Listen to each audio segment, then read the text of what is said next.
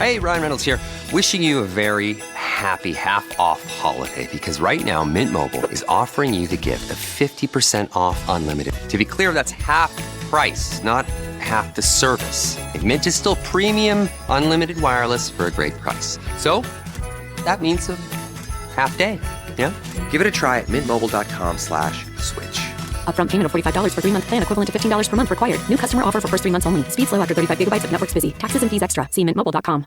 If you're a podcast host, listen up, this one's for you. My name is Allie Jackson. I'm the host of Finding Mr. Height, a dating and relationship podcast that I've been doing for 4 years now, sharing my positive and practical approach to dating that's built on my own life experience. And I wanted to share another experience that I've had, my secret behind monetizing my show. It's called Red Circle, and I was just telling my colleague about how much I love their platform. With Red Circle, not only am I getting a seamless hosting experience, but I also love the support I receive in ad sales. It's not just typical ad sales either. It's targeted opportunities based on my show and my life. And the platform is super simple. You just set your preferences and Red Circle matches you with sponsors that align with your show. You can vet every opportunity and their platform gives you great analytics. More recently too, my Red Circle team has brought me opportunities outside of my podcast on social media to really augment the podcast partnerships, bring them full circle. I just can't recommend them enough. If you want to give it a try, go to redcircle.com to get your free trial. That's redcircle.com for a free trial.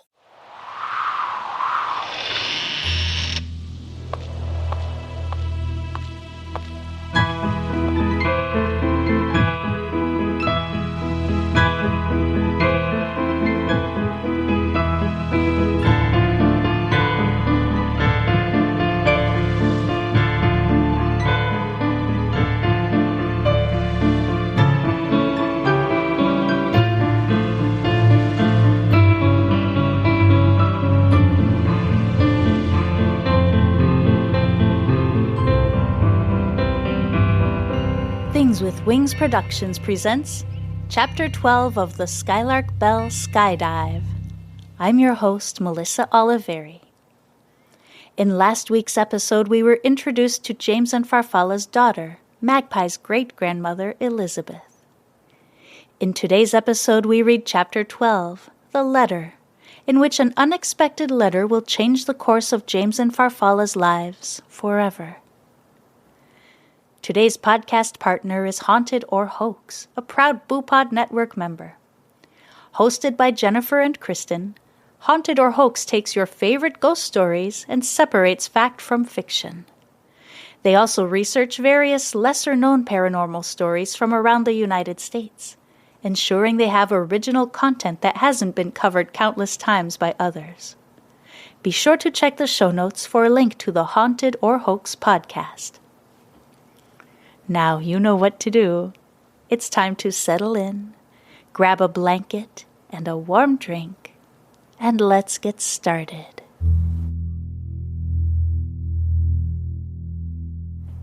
May 2nd, 1932.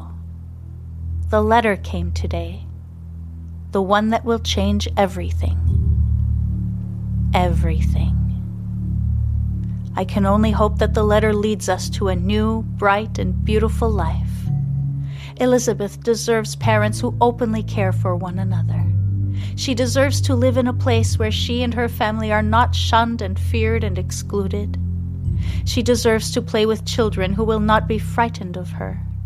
She deserves to run through fields of tall grass and watch foxes play and birds fly overhead. She deserves all the most wonderful things that the world has to offer. And I am putting my hopes into the hand-scrawled letters stretching across the page in James's hand. James sits in the rocking chair, a sheet of paper in his trembling hand. "James, what's going on?" asks Farfalla, walking in the front door and putting a basket full of blackberries down on the floor. "Mama!" shouts Elisabeth, racing over to her mother. Farfalla takes Elisabeth in her arms and carries her into the living room. She sets Elisabeth at James's feet, then joins her on the floor. They pass a ball back and forth while Farfalla studies James's face. She can't read him very well. She hasn't been able to read him for several months now. Ever since the incident with the hobby horse, in fact. James has continued to provide and care for her and Elisabeth, but there is a distance between them that wasn't there before. "James?" she prods gently. She glances at the paper in his hand. It is a letter scrawled in ornate cursive handwriting, black ink stretching from edge to edge of the paper in a flourish. James looks down at her and blinks, like he hadn't realized she and Elisabeth were even in the room. "It's a letter," he begins, "from my uncle George Archibald in Scotland. Well, from his estate. It would seem he has passed away," says James in a strange robotic tone.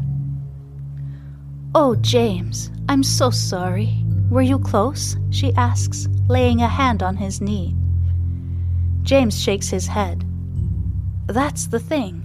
I hardly knew him at all. My father had mentioned him in passing a few times, but I don't recall ever meeting him." James pauses here and takes a deep breath. "Farfalla. He's bequeathed his house to me, an entire property on the Isle of Skye." Farfalla's eyes grow wide. "James, that's amazing," she gasps. James looks at her silently for a long while, long enough for Farfalla to begin to feel uncomfortable. "What is it? Are you not interested?" she asks. "I never felt at home when my mother and I lived overseas. I sacrificed my relationship with her because I wanted to return to Pocket, to the place and the people I know. Or knew," he corrects himself. Farfalla feels the sting of his remark. She knows his relationship with her hasn't been all he'd hoped. She knows in her heart she has let him down. She decides then and there to make a valiant effort to make it up to him. "Home is wherever you and I and Elisabeth are, together," she says, taking his face in her hands. "Elisabeth," pipes up Elisabeth, causing them all to laugh and lifting some of the tension in the room for the first time in a very long time. Farfalla feels relieved as she sees James's shoulders relax a little. She kisses him softly and moves back to look him in the eye. "Let's at the very least take a trip to go see the property.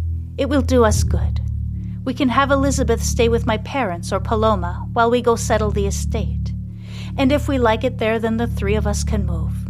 It'll be a fresh start." She gives him a knowing gaze. A fresh start is exactly what they all need. She should have done it long ago, but she held on to the hope that Pocket would somehow turn back into the place she once knew and loved. She has finally come to the sad conclusion that this will never be the case. Elisabeth lets out a loud yawn and rubs her eyes. "I think perhaps it's someone's bedtime," says Farfalla, picking her up off the floor. "No, Mama, no sleep," mumbles Elisabeth before yawning again. Farfalla wraps her arms around the little girl. "I'll read you your favorite book about the cat in the painting," she says. Elisabeth nods. "And Mama, sing the wind song," she says. Farfalla smiles at her. Every night, Elisabeth asks Farfalla to sing the French lullaby to her as she falls asleep. "Yes, my love, then I will sing for you," she says, disappearing down the dark hallway toward Elisabeth's room. "Okay, she's asleep," says Farfalla, walking back into the living room sometime later. She takes a seat on the sofa across from James so they are facing each other. "Tell me more about this house, about your family," she says. "I only know the stories my father told me. Carnifex House, that's what they call it, has been in our family for generations. It's just outside a small town called Pocket. There's a caretaker's cottage on the property, as well as a pasture where they raise horses. I think there's a path that leads down to the beach at the very back of the property as well," he says, staring off in the distance as he tries to recall the few details his father told him about his old family home. "James, that sounds absolutely lovely," breathes Farfalla. She can already imagine Elisabeth collecting shells on the beach and ambling around the fields picking wildflowers or going for horse rides into town. I suppose so. He lets his voice trail, and Farfalla gets the sense that there's something he's not telling her. Is that all you remember? She asks tentatively. James shakes his head and groans. There are stories, he begins hesitantly. Farfalla leans in even more closely. My father always said Uncle George Archibald was a character. He believed wholeheartedly that there was a druid witch living in the forest at the edge of their property. He used to say that she would cause people, often children, to vanish. He had a name for her. I can't recall now. Farfalla feels a chill run down her spine. She's not quite sure if it's the mention of people accusing someone of being a witch or the mention of people vanishing that she finds most troubling. Well, like you said, they're just stories, and those were different times. I think we should plan a trip to Scotland. It will be good for us, she says, walking over to the wingback chair he is sitting in and settling down on his lap. James looks surprised at first. Then sadness washes over his eyes. It is in that moment that Farfalla realizes a part of her truly does love him. She kisses him then, desperate to erase all the hurt and sadness she has caused. They sit together in silence for a long while, each lost in their thoughts. Okay, says James at last. Yes, says Farfalla, leaning back to look at him. James smiles at her and nods. Farfalla lets out a quiet squeal so as not to wake Elisabeth. She hops off his lap and stands up. James stands to face and holds her by the waist. They stare into one another's eyes for a long time, comfortable with the stretch of silence between them. Somehow, they have found their way back to each other.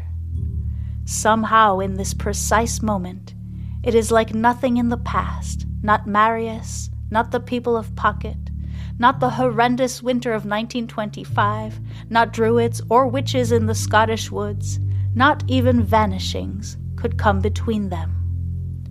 Somehow Farfalla has finally found a way to truly make room in her heart for James. Thank you so much for listening. Join me next week for Chapter 13, A Night on the Town, in which Farfalla and James travel to the city to bring Elisabeth to stay with Farfalla's sister Paloma while they travel. The Skylark Bell is brought to you by Phaeton Starling Publishing and features original music by Canal. If you're enjoying this story, please consider leaving a rating or a review. They're both greatly appreciated. You can also support my work by subscribing to Patreon or Ko-fi, where you get early access to ad-free episodes, as well as digital downloads of the music. You can also find the Skylark Bell exclusive merchandise on the website, theskylarkbell.com. Just check the show notes for all necessary links. Once again, thank you for listening. I'm Melissa Oliveri, writer, host, and producer of the Skylark Bell podcast.